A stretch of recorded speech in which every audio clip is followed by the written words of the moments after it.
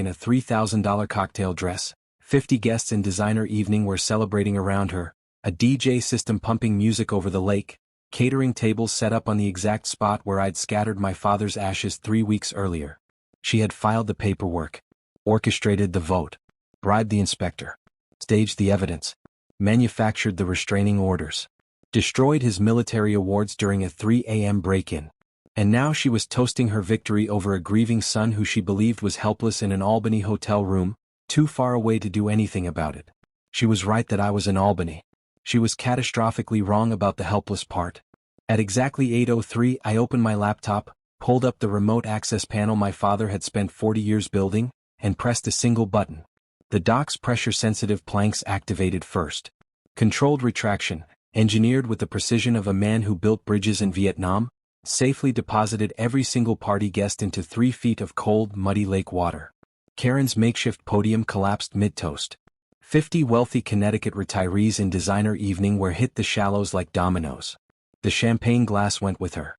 Then the sprinkler system activated throughout the property, biodegradable purple dye mixed with harmless but permanent adhesive, impossible to wash off for weeks.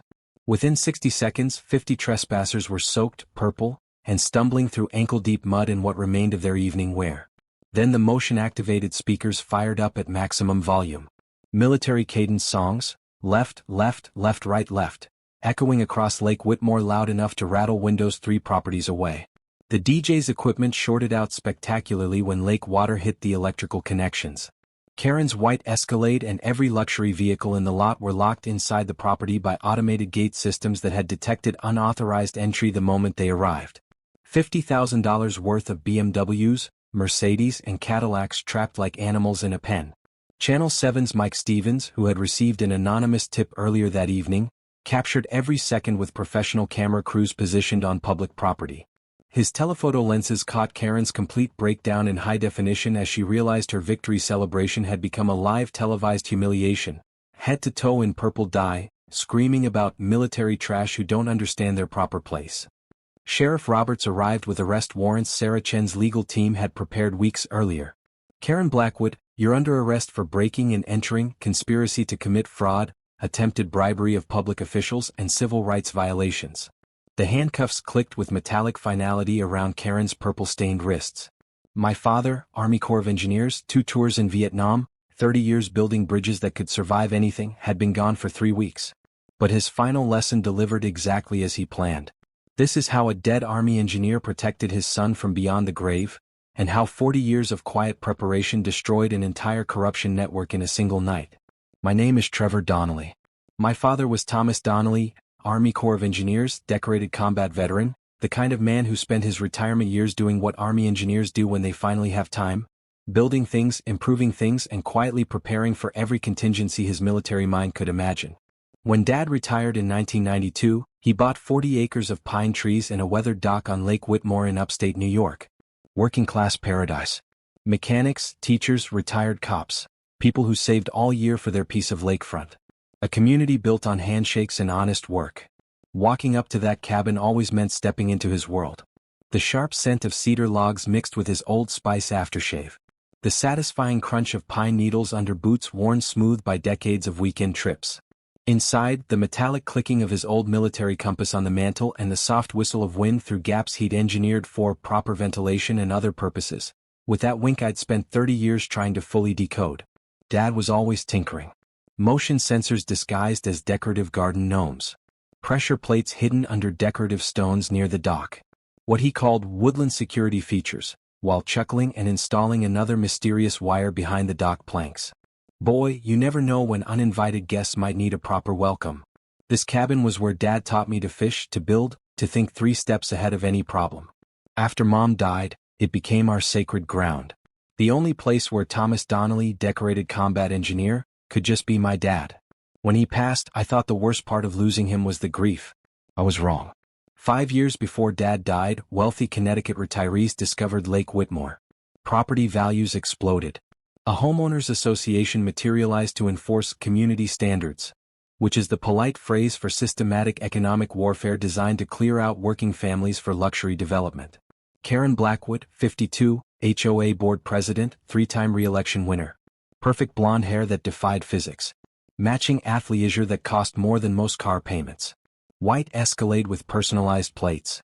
She delivered ultimatums in the tone kindergarten teachers use for timeout announcements, that specific brand of saccharine-covered steel that certain women perfect over decades of getting everything they want through relentless, smiling pressure.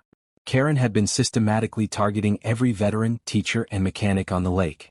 She just didn't know she'd saved her biggest mistake for last. I drove up 2 days after Dad's funeral to begin the impossible task of sorting through 40 years of memories. Instead, I found official paperwork taped to the front door. Property standards violation. Immediate remediation required. 14 infractions. Dad's weathered dock was non-conforming. Natural wood grain apparently violates aesthetic standards. His wildflower garden attracted inappropriate wildlife, butterflies evidently. His hand-carved mailbox post showed inadequate community presentation. Total demanded improvements, $8,000. Daily fines, $200 until compliance. The sound of expensive gravel crunching announced her arrival before I'd finished reading. Oh, you must be Thomas's son. Such a tragedy about your father. Unfortunately, these older properties require guidance. She surveyed Dad's cabin like a health inspector discovering rats.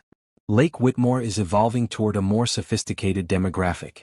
Perhaps you'd find greater happiness in a community more suited to your background. She mentioned a charming manufactured home community inland. That's when I understood. This wasn't about property maintenance. This was systematic economic cleansing, and Dad's cabin was next on her list. Karen Blackwood had just made the worst tactical error of her life. 2 weeks after that first meeting, Karen launched what could only be described as a coordinated military operation, which was ironic, because she had no idea she was attacking the family of an actual military intelligence specialist. She filed a formal complaint with County Code Enforcement claiming our cabin posed environmental hazards and imminent safety risks to neighborhood children. She organized a door-to-door petition drive using professionally manipulated photographs. Dad's garden gnomes became unsightly property blight. His weathered dock transformed into a structurally compromised hazard. But her genius was the staging operation. I watched through Dad's old binoculars as Karen dragged trash from her own property, scattered it around our dock, then photographed it as proof of neglect. The metallic click of her camera shutter echoed across the water like gunshots. 3 days later, County Inspector Bradley Morrison arrived for his emergency assessment. A man who walked our property like someone following a predetermined script. He found violations requiring supernatural vision. Septic concerns based on nothing. Dock deficiencies that had survived 40 years of lake storms. Electrical violations for systems installed to military specifications. "Son, I'm going to level with you," Morrison said, refusing eye contact. "This property needs $15,000 in immediate work or we're looking at condemnation proceedings." $15,000 for problems that materialized overnight. That night, I channeled Dad's intelligence training. Public records revealed Karen's elegant corruption. Her husband's company, Blackwood Estates LLC, had acquired 6 lakefront lots in 18 months, all following identical harassment campaigns targeting working families. Morrison moonlighted for the same remediation contractors he recommended to his violation victims. His wife handled bookkeeping for Blackwood Estates. Karen's lawyer was Morrison's golf partner and the development company's registered agent. I also discovered Karen's own extensive property violations. Her unpermitted dock extension jutted illegally into public waterway. Her landscape lighting violated the same aesthetic standards she cited against us. Her property line fence encroached 3 feet onto county right-of-way. Karen Blackwood was a walking code violation who spent her days citing others for code violations. Then she filed an emergency restraining order claiming my documentation activities made her fear for her safety. I was prohibited from approaching within 200 feet of Karen or accessing my own dock area, the exact spot where I'd scattered Dad's ashes 3 weeks earlier. The judge bought her performance about a mentally unstable veteran struggling with grief-related psychological issues. My father's death became courtroom evidence of my supposed instability. Standing in my front yard, legally banned from the water where Dad taught me to cast flies and tie knots, I heard the loons calling across the lake. His favorite sound. Their haunting cry mixed with the diesel rumble of Karen's landscaping crew improving her own illegally modified property. She'd legally barred me from Dad's memorial site while simultaneously violating every law she'd used to harass my family. Karen thought she checkmated me. She had no idea she'd just provided the motivation to open Dad's military footlocker and start reading his blueprints. Dad's letter was marked, "Open when they try to take everything." His handwriting was steady. His instructions were clear. And what followed was the most devastating legal and physical trap I have ever read in my life. Document 1. A property deed I'd never seen. Dad hadn't just bought our cabin in 1987. He'd purchased it through the Donnelly Family Irrevocable Trust, established specifically to protect against future development pressure. The trust included reverter clauses that voided any forced sales and automatic legal defense funding, accumulating interest for 35 years. Our property was never subject to HOA authority because it predated their formation by 15 years. New York state law protected pre-existing property rights with ironclad grandfather provisions. Every fake violation Karen had filed was actually building evidence for federal racketeering charges. Document 2. Financial exposure. Karen's husband had borrowed $200,000 against projected profits from acquiring my property at below-market rates.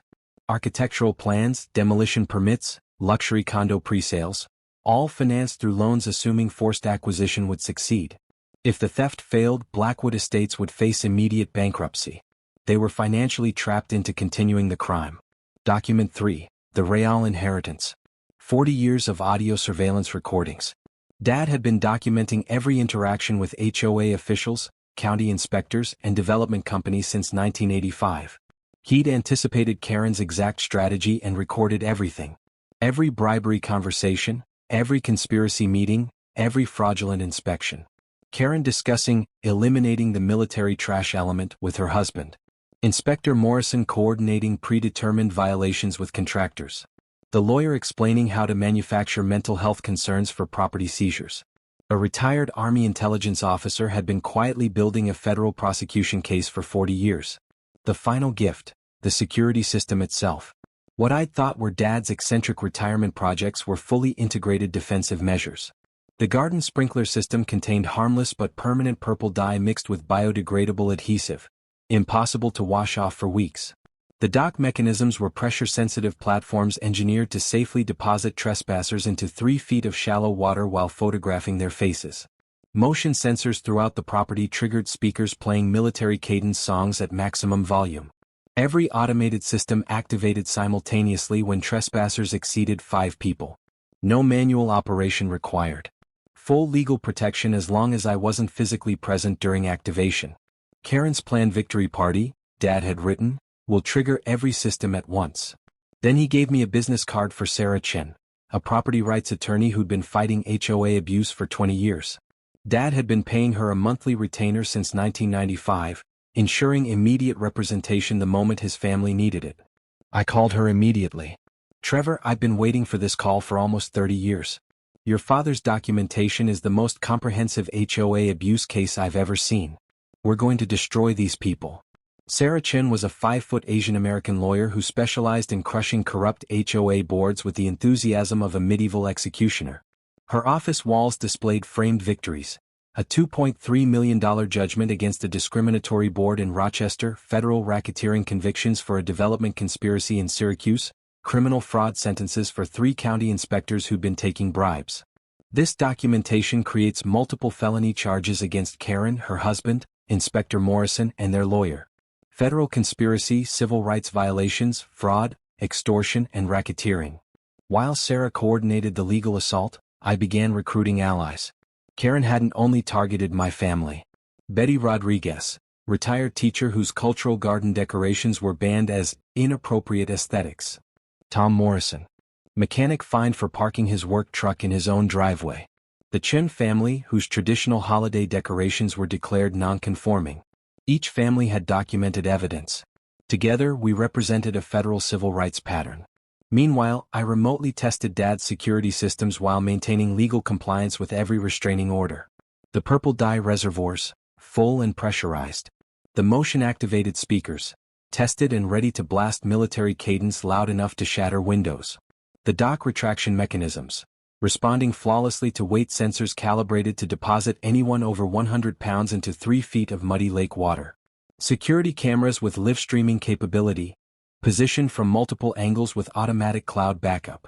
Sarah arranged for Channel 7 investigative reporter Mike Stevens to receive anonymous tips about Karen's discrimination pattern, coordinating his investigation to coincide with her illegal celebration. When corrupt officials become viral videos, Sarah explained, judges and prosecutors feel pressure to pursue maximum penalties. What Karen did in the days before her party removed any remaining ambiguity about who she was. At 2:47 a.m. on October 26, believing I was in Albany, her white Escalade crept up my driveway with headlights off. Her husband waited as getaway driver while she used lock-picking tools to enter through the back door. My hidden cameras captured everything in high definition. She rifled through Dad's filing cabinets, dumped his drawers, tore apart his military footlocker looking for trust documents that could expose her conspiracy. When she couldn't find them, she destroyed what she could reach. Family photos torn from frames. Dad's military awards scattered across the floor. His Purple Heart certificate crumpled and thrown in the garbage. I watched it on camera from my hotel room in Albany. My hands were shaking. Then she attempted to bribe Sheriff's Deputy Roberts with campaign donations and country club membership to ensure police wouldn't respond to trespassing calls during her party. Roberts' response was recorded. "Ma'am, I can't ignore criminal complaints based on donations. That's called corruption and it's a felony." Her final phone call with her lawyer, captured by Dad's audio system, revealed the desperation underneath. "We're in too deep to stop now. The demolition crew is scheduled for Monday. The condo pre-sales are finalized and we've spent the development loan. If this seizure doesn't work, we lose everything." On the morning of the party, Karen's setup crew systematically dismantled every tribute to Dad's military service. They removed Memorial Garden stones to create dance floor space. They cut down the flagpole where Dad's colors had flown for 40 years. They painted over foundation numbers marking his service dates. Then she hung a banner reading Lake Whitmore's Bright Future, directly over the spot where I'd scattered his ashes. Karen arrived in an expensive cocktail dress at sunset. At soundcheck, her voice carried across the lake. "Tonight we reclaim Lake Whitmore for families who appreciate refined community standards. No more military trash bringing down our property values." The mask had fully come off. I was watching the live security feed from my Albany hotel room when Karen raised her champagne glass.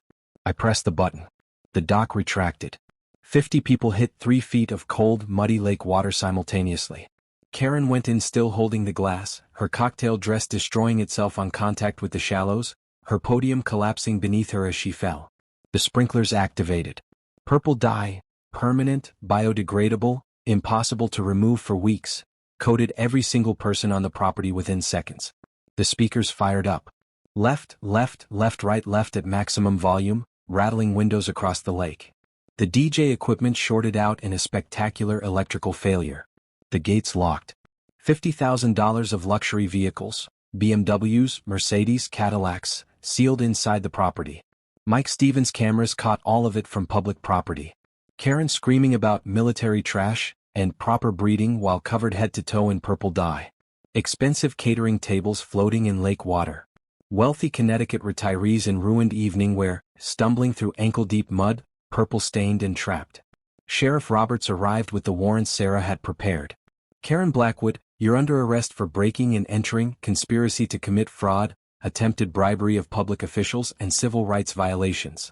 Tom Morrison led a standing ovation from the longtime residents who'd gathered to watch. Betty Rodriguez shouted something I'll remember for the rest of my life. I arrived from Albany to give my statement as they loaded the last purple-stained trespasser into a patrol car. The scene looked like a paint bomb had detonated at a country club mixer. Standing on Dad's dock, legally restored to my access, every restraining order dissolved by emergency court order, I delivered my statement to Mike Stevens' cameras. My father served this country for 30 years defending freedom and property rights. He taught me that bullies only win when good people do nothing. Tonight, Dad's final lesson worked exactly as he planned it. 6 months later, the legal consequences were everything Sarah had promised. Karen Blackwood, 3 years federal prison for civil rights violations, conspiracy and racketeering. Her husband, 5 years for financial fraud and bribery. Inspector Morrison, 4 years and loss of pension for corruption. Their lawyer, disbarred in 2 years for conspiracy. Blackwood Estates LLC, bankrupt within 90 days. Every property acquired through harassment returned to original families at below market rates. The $200,000 development loan became the bank's problem. Betty Rodriguez organized volunteer work parties that restored Dad's wildflower garden and rebuilt the flagpole. Tom Morrison donated his carpentry skills to repair every bit of damage from Karen's setup crew.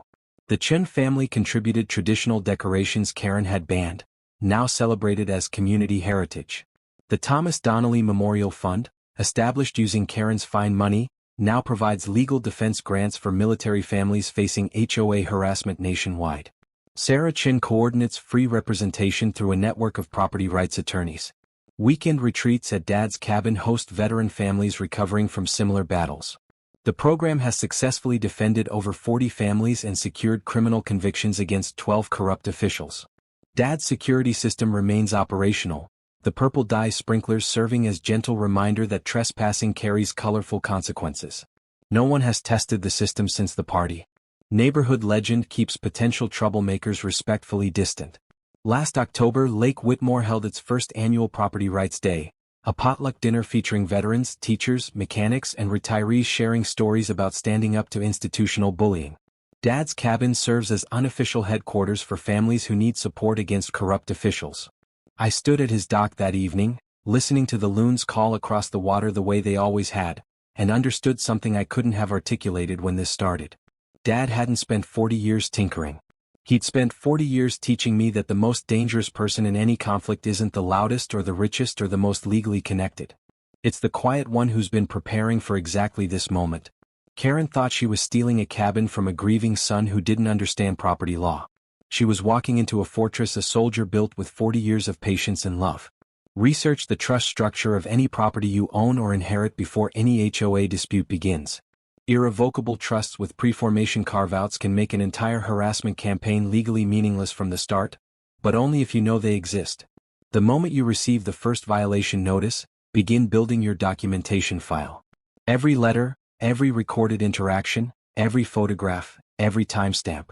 Dad's 40-year archive seems extreme until you understand that what he built was a complete federal prosecution package that required zero additional work from me or Sarah Chin.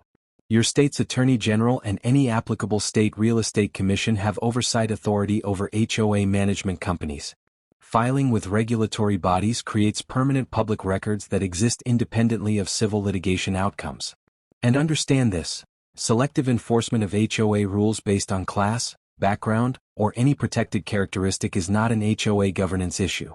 It's a federal civil rights violation with personal financial liability for every board member involved, not the HOA's general fund, their personal assets. Karen never understood that distinction until Roberts put those handcuffs on. Tell me in the comments, what's the most egregious HOA move you've ever witnessed? And subscribe to the HOA Files, because the smallest tyrants always fall the hardest.